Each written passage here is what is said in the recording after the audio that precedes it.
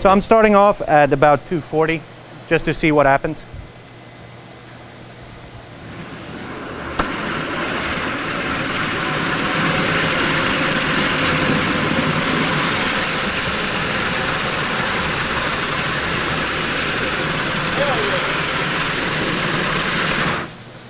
So as you can see, there goes your aluminum oxide.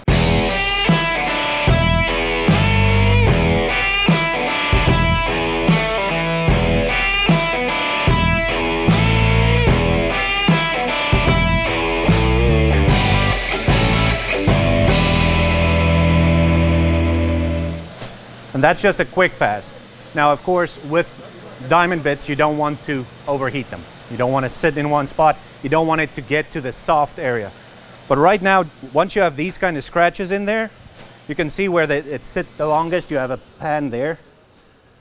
So now, if you jump on your normal paper, this will clean up pretty quick because you already broke that surface tension and you're ready to go. Normally for the hardwood flooring guy, there's two attachments that you would want. You want this one, which is the diamond one. That's going to be for your harder stuff, like thin set and stuff like that, leveling, a little bit of leveling, grinding concrete. And then you have the scraper one.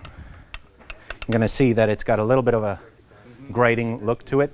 That's going to be more for your softer stuff like thick glues and stuff like that you're trying to clean off.